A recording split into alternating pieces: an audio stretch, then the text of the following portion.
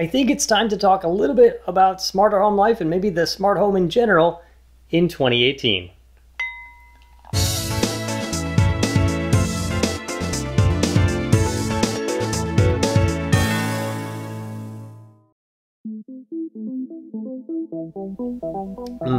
That is good stuff.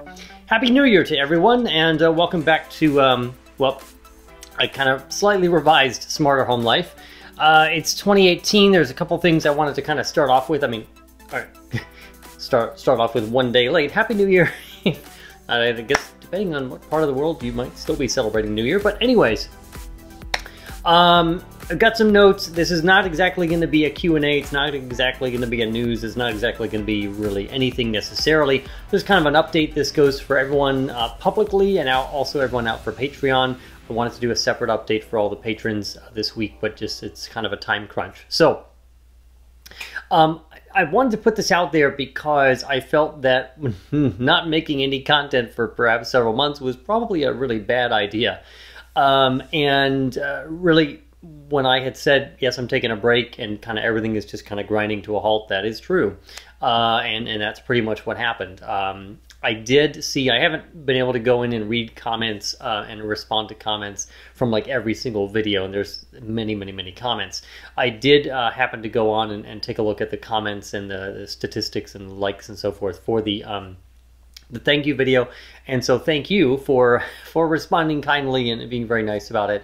I was potentially expecting that there could have been kind of some negative backlash about it, but there really wasn't. So thank you very much. As you can tell, I'm in a little bit different headspace right now. We are a couple days away from CES, but other than that, I've had about a month or so off, and of course, I've been giving thought to the show and to Smarter Home Life, into the smart home stuff, because that's what I do. You just can't get away from it. But having that time away and not feeling the pressure to post something, not feeling the pressure to do something, has really been helpful, and it's actually allowed me to kind of clear my head and to get ready for the new year and for new stuff. Does it mean that Smarter Home Life is like back and I'm going to make 80 episodes a month? Nope, not in the light, not in the slightest. In fact, I've got some notes. I'm going to kind of keep us on track. I'm going to try to keep this to 10 or 15 minutes. We'll see how that works. But at the end of the day, I'm going to produce a couple episodes a month. Probably very few in terms of 1 to 2 episodes a month publicly, and there's going to be some special content for the patrons. I'll get to that later because I know not everyone wants to hear about supporting the show. A couple things have happened in the interim where I've been off and not doing the show. One of which I've talked about, and this again is not an advertisement for them. The smart home company that I have been doing some work for kindly asked me to join them on more of a full-time basis starting this year, starting in 2018.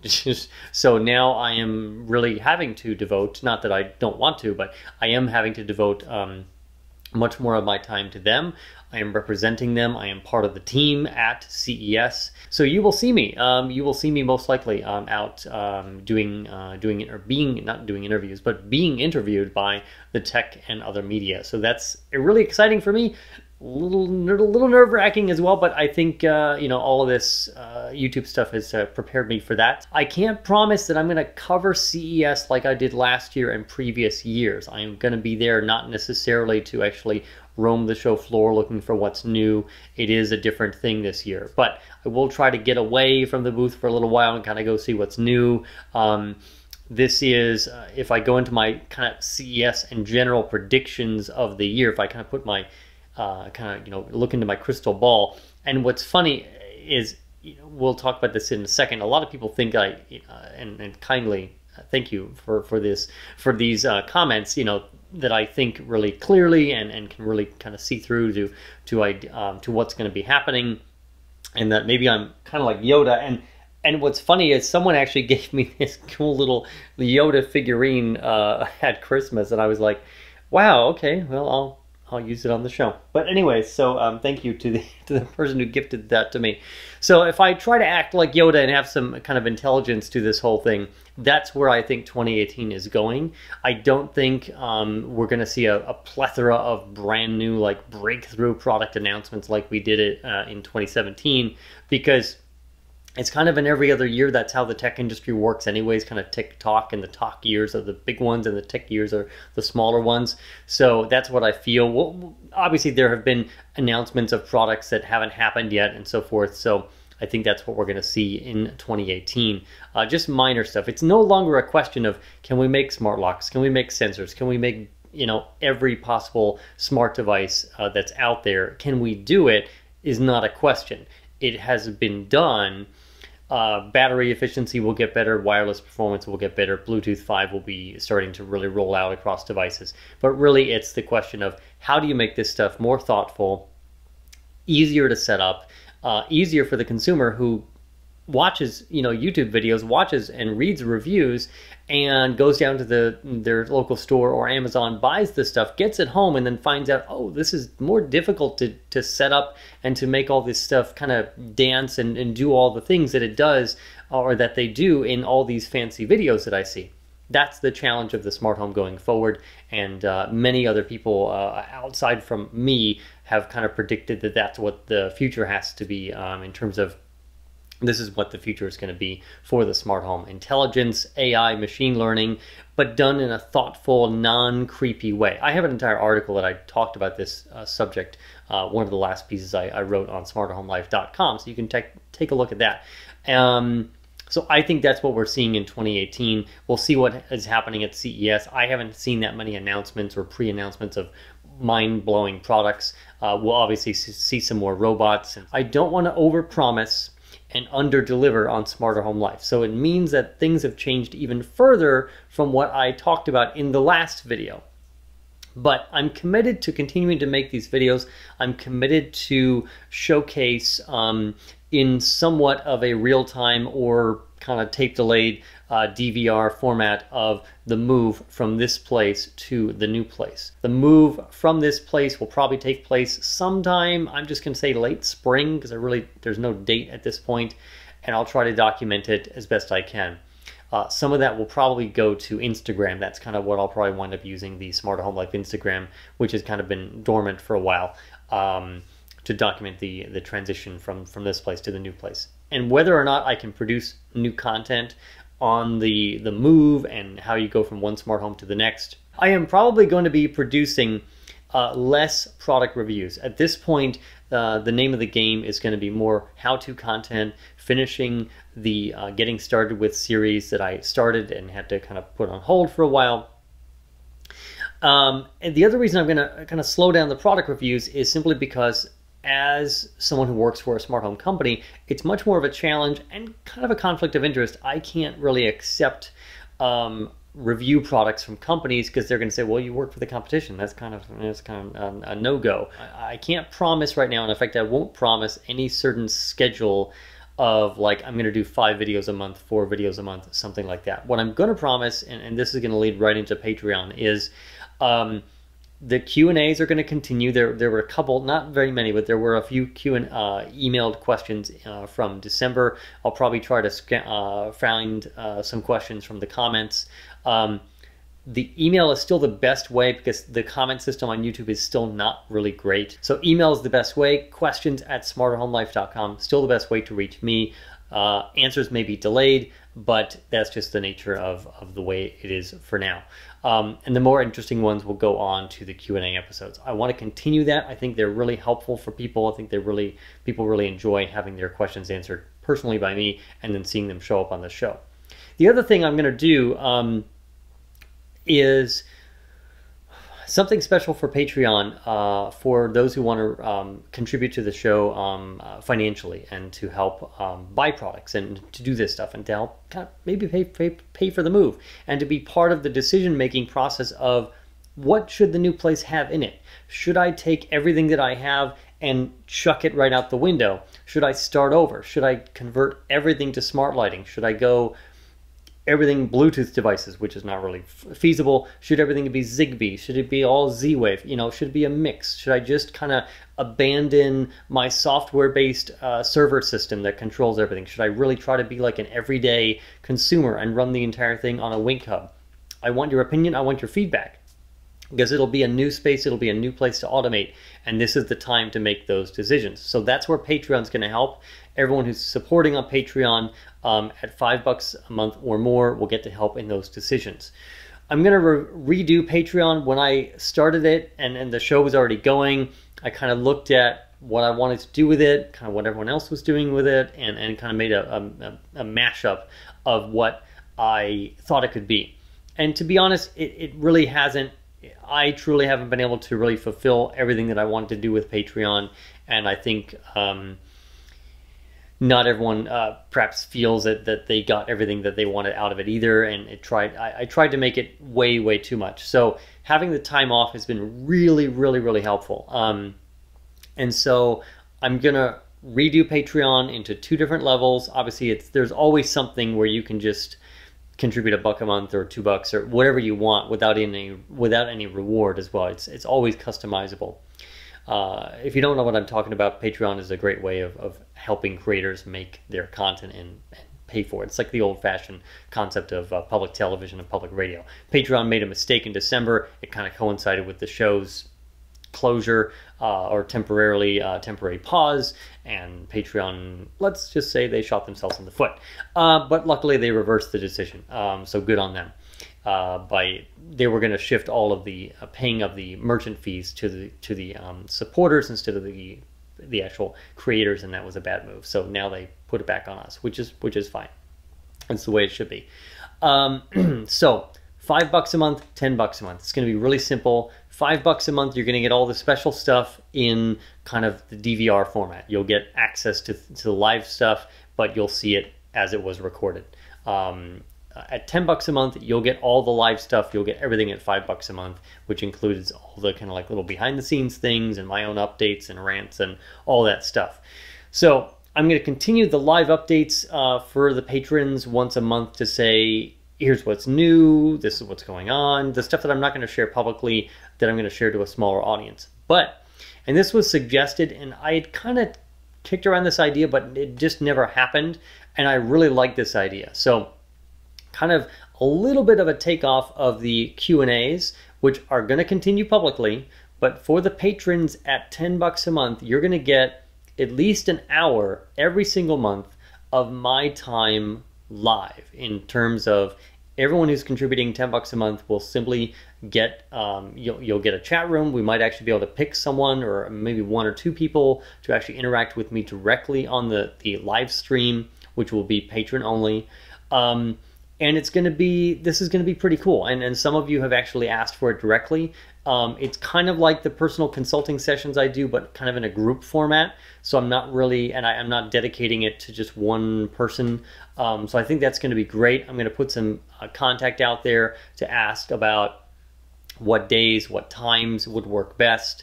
And that'll be at least once a month. Maybe we'll do 2 of them if they're really popular. I think it's a great way to keep the engagement going and to give something back to people that's really valuable. Sometimes I think people just think, well, the behind the scenes photos and the little update thing, not that valuable, but that's what I want to do with Patreon. So I don't want to go into too much of it right now because I don't want to make this video half an hour long. So $5 a month, $10 a month, it's a great way, again, to support the purchase of these new devices because I can't get them from manufacturers really anymore because of my employment status in the smart home world. Last thing, and this was something I almost considered doing a video about and so forth, and I had to keep stopping myself from trying to do a tremendous amount of work during the holidays and trying to just fill up my schedule. It is so challenging for someone like myself to actually take a break. I'm so used to working like nuts, like all the time. And there's dogs barking. Before I move, you'll see who these dogs are that bark during some of the shows. But anyways, and I'll be thanking the wonderful people who I get to rent this place from. But anyways, so I'm always used to working like crazy, so actually taking some time off was actually challenging, and I had to force myself to not do it. So real quick, not really as a product review, but I randomly ran into, because I was just curious, I've talked about these various lighting apps in terms of like, you know, lighting effects, the Scintillator app, and there's some other ones for Android and iOS that you can do all kinds of fun stuff with smart lighting, which these guys are no longer, at least for the time being, they're no longer running on Cree. These are actually, there's 2 Philips of the newer, 2 Philips Hue smart bulbs in both the sofa table lamps now. for a special project. So I ran into this app called Light DJ. There's a free version and kind of a premium version, and it's quite, I guess I could actually show it to you. I don't want to control it, but I'll show you the app just briefly on the phone. It's a light show controller app, and it's phenomenal. It can create predefined sequences, it can listen to the music and do the beat, and it's very good at that. It also has a strobe controller that lets you just kind of tap away to the lights or to the music. And I thought, well, how good can this be? Because the lights only respond so quickly. Hue obviously is working on entertainment, Hue Entertainment, that's going to make it even better. LifeX works very well. I just have to say, and I've already mentioned this to the author, but really impressive app. I'm going to let this connect, and I'm going to jump over to, there's a couple different modes. If I kind of do this, and we'll see if it syncs up. You'll see the visualizer, there's a strobe maker, and the other one is the scene maker. Really, I don't want to do this and kind of mess up the existing lights, so I'm going to do a whole video on this. But the backstory, the quick backstory on this was, I found the app, it worked really well, the lights were really responsive, and I just got to thinking, I thought, you know, I haven't done one of these light show things that I used to do years ago. It's been 15 years and kind of probably 10 plus years since I was involved in doing theatrics and kind of stage lighting and so forth, which was it was never a career for me, but it was something that I got to do for some special events. But I was doing it personally as well, like eons ago. I realized I hadn't done one since like 2002, and I thought, you know, I'm going to throw like a Christmas Eve party, have some people over, and I'm going to put on like a little light show thing. And it turned out fantastic. I mean, you can't go wrong with lights, holiday music, and obviously there was treats and things like that. It was really a fantastic time. And so I'm going to do a video on it that'll be for the public, kind of on the details, the technical how-tos, because there was a lot of automation involved, not just like lights and tapping along. Really fantastic. And then for the Patreon supporters, you'll actually see a recreation, the full show recreation with probably copyrighted music and everything and warnings from YouTube. All of that for the patrons, that's late January. In fact, I kind of left the whole place decorated because I just didn't want to stress myself out trying to make a whole video of it live, like during the actual event. So I'm gonna have a holiday place decorated until late January. So look for that. That'll be the next kind of fun thing. And while people will be probably tired of the holiday thing by then, there's a lot of useful information. And the last thing I wanted to kind of talk about in terms of technical stuff is even though I may not be able to share it in real time, over the next few months as I get to the point of making the jump up to the move, which I unfortunately had to restart this, so if I've already mentioned the move happening, it is Portland, Oregon. That is the place. No exact place picked out at this point, but late spring, and more details on that coming up. All the stuff that I haven't shared, all the technical details of why this works or how this works, or just the whys and the hows and so forth of this place will be documented so that I can talk about them and showcase them, even in a DVR, pre-recorded, maybe it's a green screen and I kind of place myself in this place from the new place. Who knows? But I'm going to take care of all of that so that I can actually bring all that forward and continue to make that content based on what this place is. And then again, showcase the transition to the new place. Obviously CES, if you're watching this and you're going to CES, it's not really open to the public. Booth 52526 is where I will be. That's where Linky will be. So we've got I think will be a pretty cool display that's in Eureka Park at the Sands. This is not an advertisement. And that's it. So no content probably until late January, and I'll have some stuff that'll probably start showing up on the social media accounts as I share things from CES or what's going on this, in the next few weeks, and then look for a couple videos a month. So thank you so much. Happy New Year, a day late. And hope your New Year is starting off as well as mine is. I've got some lots of interesting things to be hopeful about and to be thankful for. So thank you, the Smarter Home Life audience, for sticking around during the lean times of the show. And I'll be back in a few weeks with some cool stuff and a couple videos a month, and we'll kind of see how it goes. Thanks so much, and I'll talk to you next time. Here's to 2018 and a smart home experience that gets more intelligent as the year goes on. Talk to you next time.